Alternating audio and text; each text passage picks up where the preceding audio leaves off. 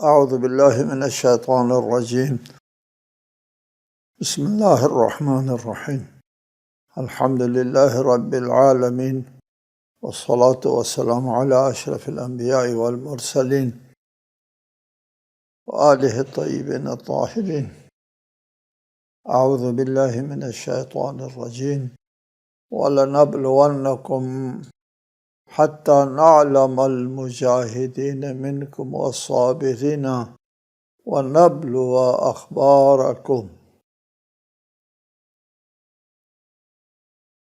اور ہم تمہیں ضرور آزمائش میں ڈالیں گے یہاں تک کہ ہم تم میں سے جہاد کرنے والوں اور صبر کرنے والوں کی شناخت کر لیں اور تمہارے حالات جانچ لیں۔ اللہ تعالیٰ اس آیہ مجیدہ میں ارشاد فرماتا ہے کہ ہم تمہاری زبانی اظہار کا پر اکتفا نہیں کریں گے، بلکہ عملی میدان میں تم کو ڈال دیا جائے گا، اور عملی میدان میں یہ بات کھل کر سامنے آ جائے گی کہ تم میں سے صبر کرنے والے، جہاد کرنے والے کون ہیں اور بھاگنے والے کون ہیں۔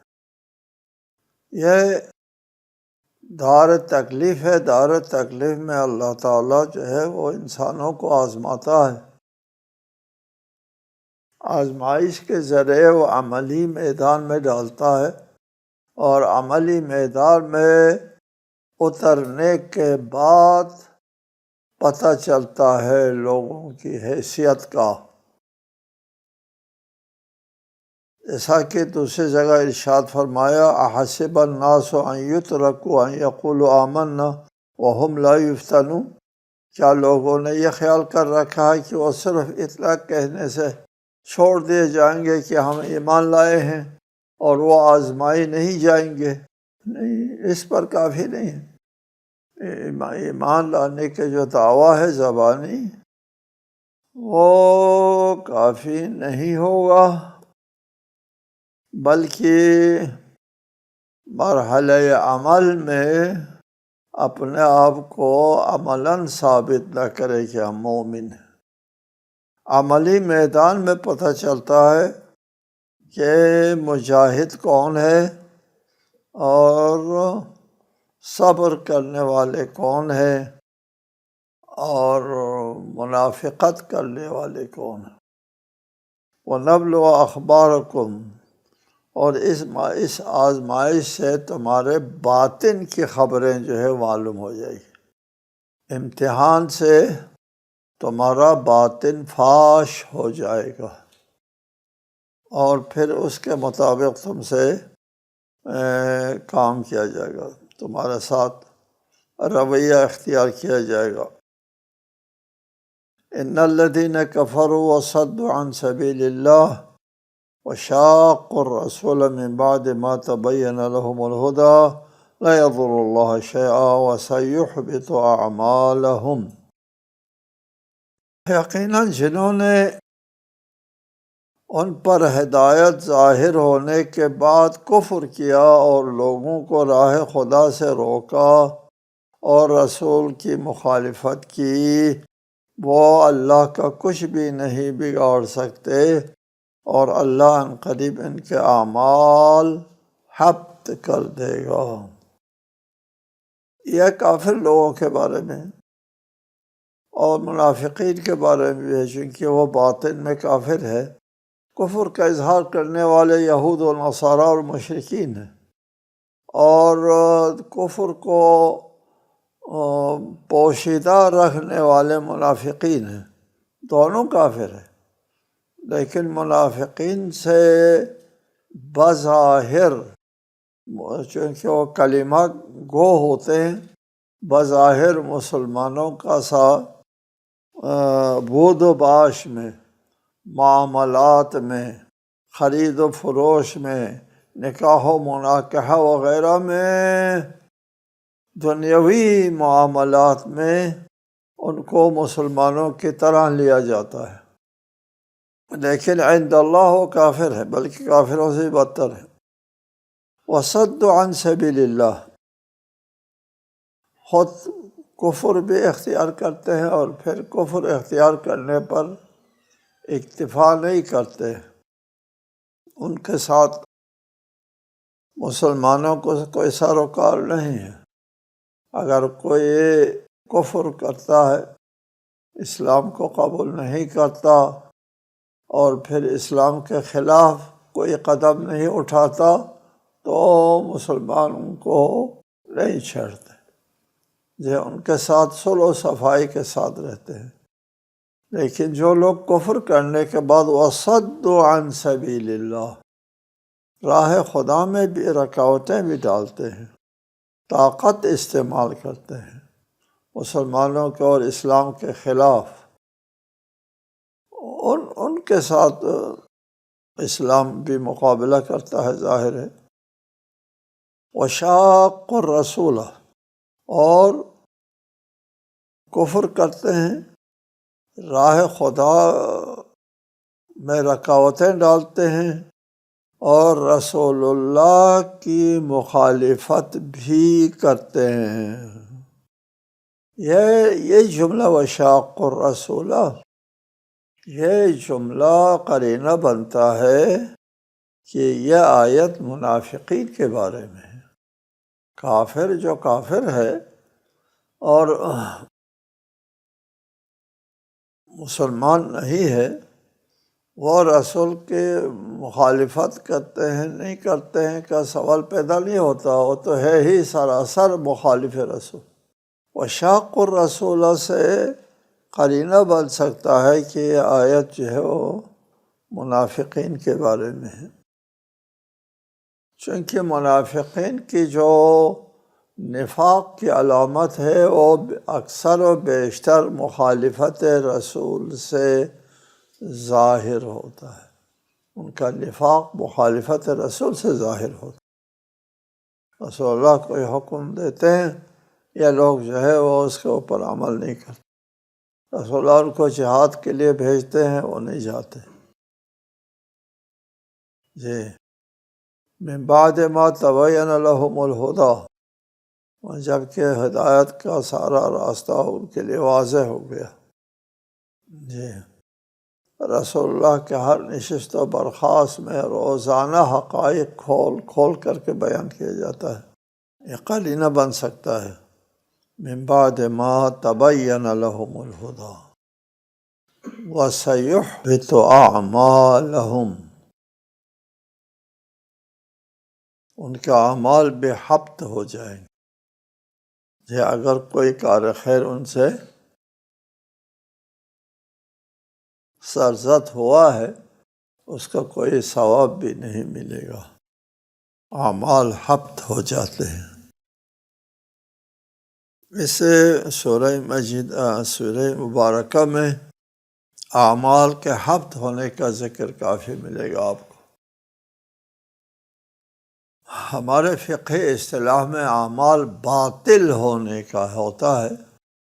اعمال باطل کب ہوتا ہے، حبط کب ہوتا ہے، اس کا ذکر بھی آگے ابھی آتا ہے۔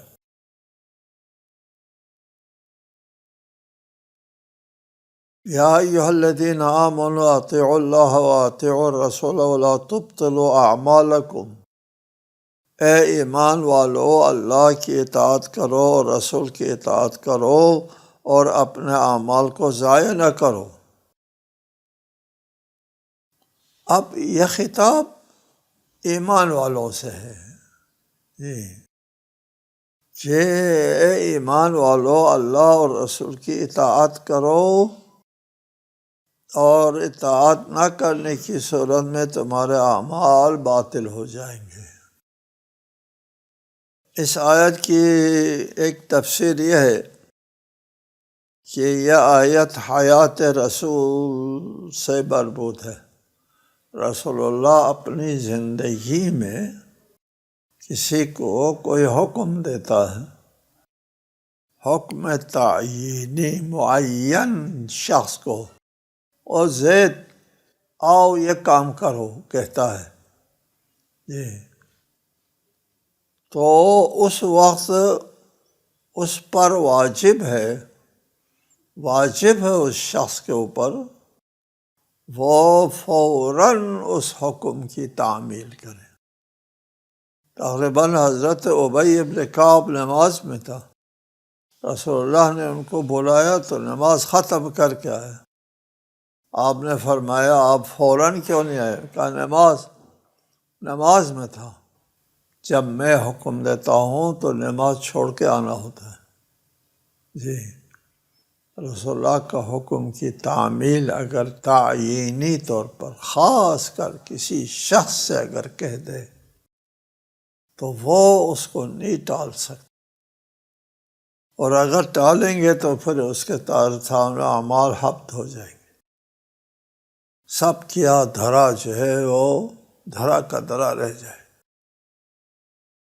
یا ایھا الذین آمنوا لا ترفعوا اصواتکم، ایک سورہ حجرات میں ہے، اے ایمان والو لا ترفعوا اصواتکم فوق صوت النبی، اپنی آواز کو رسول کی آواز سے اونچی نہ کرو جی، جس طرح تم لوگ آپس میں ایک دوسرے سے اونچی آواز میں بات کرتے ہو، کہیں تمہارے اعمال حبط ہو جائیں اور تمہیں خبر بھی نہ ہو۔ کس سے؟ رسول کی آواز سے اگر تمہاری آواز اونچی ہو جائے تو یہ رسول کی اہانت ہے، مقام رسالت کی توہین ہے، اور اس عدم اعتناء ہے، بے اعتنائی ہے۔ رسول کچھ ارشاد فرما رہے ہیں اور آپ بڑھ چڑھ کر کے اونچی آواز میں وہ بات کرتے ہیں، تو یہ رسول کے مقام اور منزلت کے منافی ہے۔ اس نے جو کوئی نیکی ویکی کیا سارا حبط، تباہ و برباد ہو جائے گا جی، رسول کی آواز پر اپنی آواز اونچی کرنے سے۔ کیا لوگوں نے بعض اوقات میں شور مچایا تو رسول اللہ نے فرمایا قوموا عنی، میرے پاس شور مچانے کا حق نہیں تھا، اٹھ کے جاؤ۔ یہاں پہ سیاق کے حوالے سے جہاد کے بارے میں کہ اگر رسول اللہ جہاد کے لیے حکم دے تو اس کی تعمیل ضروری ہے،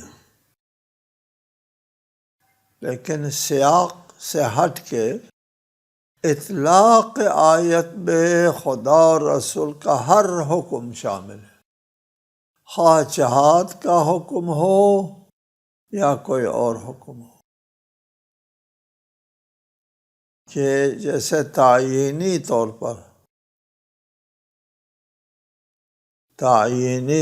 پر اگر کسی سے کہہ دیا جائے تو اس کے اوپر واجب ہے، نہیں تعمیل کرتا ہے عمل حبط ہو جائے گا۔ اگر تعیینی نہیں ہے، عمومی حکم ہے، عمومی حکم کی تعمیل نہیں کی تو پھر اس حکم کے ترک کرنے کا گناہ آتا ہے یہ، اور زیادہ نہیں۔ تعیینی ہے، تم یہ کام کرو، نہیں کیا تو پھر سارے اعمال باطل ہو جاتے ہیں۔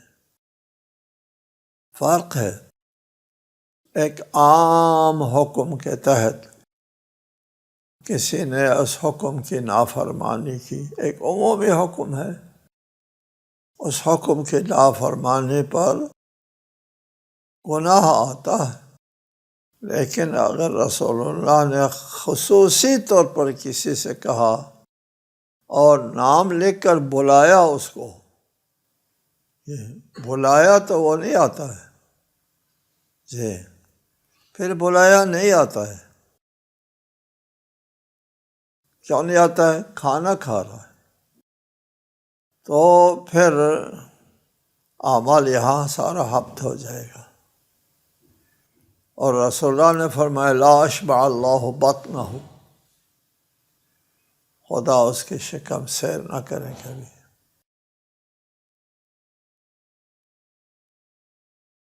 ایک تاریخی واقعہ ہے، اسی لیے اگر اعمال کو اللہ اور رسول کے حکم کے مطابق بجا نہیں لاتے ہیں، ریاکاری کرتے ہیں، تو باطل ہو جائے گا، عمل باطل ہو جائے گا۔ جو عمل کیا ہے وہ عمل باطل، باقی اعمال سے تعلق نہیں ہے۔ یعنی کسی کام کے انجام نہ دینے کا مطلب کیا ہے؟ مطلب یہ ہے کہ اس حکم کی تعمیل نہیں ہوئی تو گناہ ہو گیا، اس نے حکم کو ترک کر دیا۔ یہ حکم سب کے لیے تھا اور یہ شخص بھی شامل تھا اس میں۔ شمولی حکم کے اوپر تعمیل نہ کرنے کی وجہ سے وہ گناہگار ہوتا ہے۔ اگر شمولی نہیں ہے، تعیینی ہے، تم یہ کام کرو، تو بلایا، تم کو بلا رہے، وہ نہیں جاتا ہے، تو پھر یہ مقام رسالت کی توہین ہے، ایمان کے خلاف ہے۔ جی، اعمال سارا حبط ہوتا ہے، ایمان کے بغیر عمل کا فائدہ نہیں ہوتا۔ جب کسی کے ایمان متزلزل ہو جائے جی، تو پھر اس کے تمام اعمال کی کوئی قیمت نہیں ہے، تمام اعمال اس کے حبط ہو جاتے ہیں۔ ان الذين كفروا وصدوا عن سبيل الله ثم ماتوا وهم كفار فلن يغفر الله لهم، جن لوگوں نے کفر کیا اور راہ خدا سے روکا، پھر کفر کی حالت میں مر گئے، تو اللہ انہیں ہرگز نہیں بخشے گا۔ ٹھیک ہے، کافر بھی ہے، راہ خدا میں رکاوٹیں بھی ڈالتا رہا، کافر بھی ہے ایک، اور اسلام کے خلاف طاقت بھی استعمال کی ہے، دو، وصدوا عن سبیل اللہ، اور پھر مرتے دم تک وہ اپنے کفر پر ڈٹا رہا، ان کے لیے بخشش کی کوئی گنجائش نہیں رہتی۔ میرے دار تکلیف کا دوران یہ ختم ہو گیا، اس دوران میں انہوں نے کوئی ایسا عمل انجام نہیں دیا کہ ان کو بخش دیا جائے، نہیں بخشا جائے گا۔ فَلَا تَهِنُوا وَتَدْعُوا إِلَى السَّلْمِ وَأَنْتُمُ الْأَعْلَوْنَ وَاللَّهُ مَعَكُمْ وَلَنْ يَتِرَكُمْ أَعْمَالَكُمْ، تم ہمت نہ ہارو اور نہ ہی صلح کی دعوت دو، جب کہ تم ہی غالب ہو اور اللہ تمہارے ساتھ ہے، اور وہ ہرگز تمہارے اعمال ضائع نہیں کرے گا۔ فلا تہنوا، ہمت نہ ہارو۔ مسلمانوں کے صفوں میں منافقین بھی تھے۔ منافقین جو ہے وہ جیسا کہ اس سورہ مبارکہ میں پہلے ذکر ہوا کہ جب قتال کا حکم آتا ہے تو بے مار دل والے جو ہے ان کا ایسا بے ہوشی طاری ہوتی ہے جیسے موت کی سی بے ہوشی، پہلے یہ آیا ہے نا۔ تو اس قسم کے لوگ مسلمانوں کے صفوں کے اندر موجود ہیں، ان کی وجہ سے تم ہمت نہ ہارو، ان کو اعتنا میں نہ لاؤ۔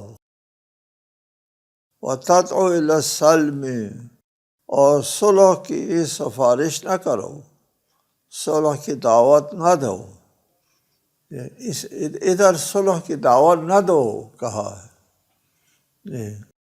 چونکہ یہاں پر صلح کی دعوت کا مطلب جو ہے وہ شکست تسلیم کرنا کمزوری کا اظہار کرنا اور بے بسی کا اظہار کرنا ہوتا ہے، اس قسم کی صلح کا اظہار نہ کرو۔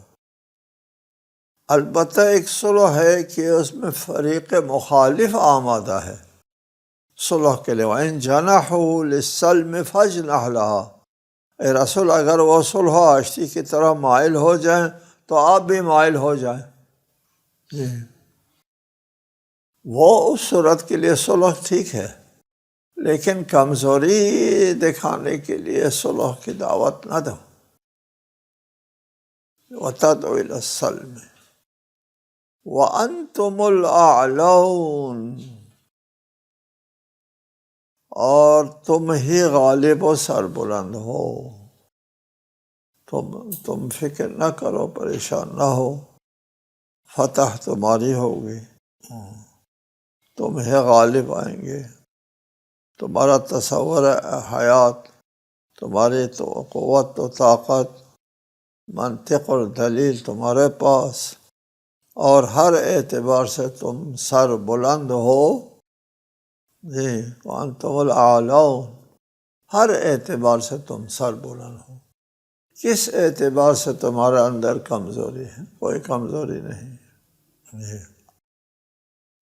اور پھر اس کے بعد واللہ معکم، بڑی بات یہ ہے کہ اللہ تمہارے ساتھ ہے۔ جی اللہ کی نصرت تمہارے ساتھ ہے۔ اللہ کی نصرت جس کے ساتھ ہو اس سے زیادہ طاقتور کون ہوتا ہے؟ دوسری بات یہ ہے وَلَن يَتِرَكُمْ أَعْمَالَكُمْ، اور تمہارا اعمال جو ہے وہ بے نتیجہ نہیں ہوں گے، تمہارا اعمال ضائع نہیں ہوگا۔ وَلَن يَتِرَكُمْ أَعْمَالَكُمْ، تمہارے اعمال کو اللہ بے نتیجہ نہیں کرے گا۔ یہاں پر تین قسم کی نوید ہے، ایک انتم الاعلون، تم سر بلند ہو، دوسرا واللہ معکم، اللہ تمہارے ساتھ ہے، تیسرے بات لن یترکم اعمالکم، تمہارے اعمال ضائع نہیں ہوں گے۔ جی اللہ تمہارا اعمال ضائع نہیں کرے گا، تم جو بھی قدم اٹھاؤ گے نتیجہ خیز ہوگا، تمہارا ہر قدم نتیجہ خیز ہوگا، لن یترا، ضائع نہیں ہوگا تمہارا اعمال، تمہارا ہر قدم۔ انما الحیات الدنیا لعب ولہو وَإِن تُؤْمِنُوا وَتَتَّقُوا يُؤْتِكُمْ أُجُورَكُمْ وَلَا يَسْأَلْكُمْ أَمْوَالَكُمْ۔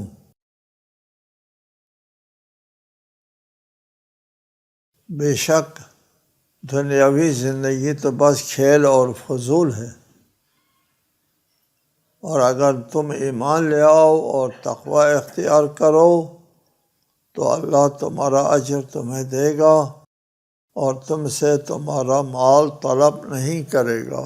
دنیاوی زندگی کے بارے میں کہ دنیاوی زندگی کا ایک ہوتا ہے مقایسہ آخرت کی زندگی کے ساتھ، دنیاوی زندگی اور آخرت کی زندگی کا آپس میں وہ موازنہ ہو جائے، دونوں میں مقابلہ ہو جائے، تو اس صورت میں آخرت کی زندگی کے مقابلے میں دنیا کی زندگی کی کوئی حیثیت نہیں ہے۔ اگر دنیا کی زندگی کو کوئی شخص ترجیح دیتا ہے آخرت کی زندگی پر، تو دنیا کی زندگی ایک لہو اور ایک بیہودگی کے علاوہ کچھ نہیں ہے، کوئی قیمت نہیں ہے دنیا کی زندگی آخرت کی زندگی کے مقابلے میں۔ جی انما الحیات الدنیا لعب ولہو، رہا دنیا کی زندگی آخرت کی زندگی کے مقابلے میں نہیں ہے، دنیا کی خود اپنی جگہ زندگی کی کوئی قیمت نہیں ہے۔ الدنیا مزرعۃ الآخرہ، دنیا آخرت کی کھیتی ہے، آخرت کی جو قیمت ہے وہ اس کھیتی کی بھی قیمت ہے۔ یہ اولیاء اللہ کی عبادت گاہ ہے، حضرت علی کا ایک فرمان علیہ السلام کا فرمان ہے مت جر اولیائہی، یہ دنیا اولیاء اللہ کی تجارت گاہ ہے، یہاں سے اولیاء اللہ تجارت کرتے ہیں، زاد آخرت، اپنی آخرت کی زندگی کو بہتر بناتے ہیں۔ آخرت کی ہمیشہ کی زندگی کہاں سے بہتر ہوتی ہے؟ دنیا سے۔ اور پھر دنیا بے قیمت ہے، بہت قیمتی ہے۔ آپ کو بتایا کرتا ہوں دنیا کی زندگی آپ کے 70 سال زندگی اگر تقسیم کرے آخرت کی ابدی کھربوں سال پر، تو 1 سیکنڈ کے مقابلے میں 1 ارب سال آخرت کی زندگی کا آتا ہے۔ یہاں کے 1 سیکنڈ آخرت کی 1 ارب سال کی قسمت بناتی ہے۔ تو یہ بے قیمت ہے، ایک سیکنڈ کی قیمت ہے، یہ بہت قیمتی ہے، بہت اہم ہے یہ دنیا، اگر آخرت کے لیے آپ اس کو استعمال کرتے ہیں۔ نہیں، آخرت کے مقابلے میں لاتے ہیں تو اس دنیا کی کوئی قیمت نہیں ہے۔ باقی اس آیت کے ذیل میں انشاءاللہ آئندہ۔ السلام علیکم ورحمۃ اللہ وبرکاتہ۔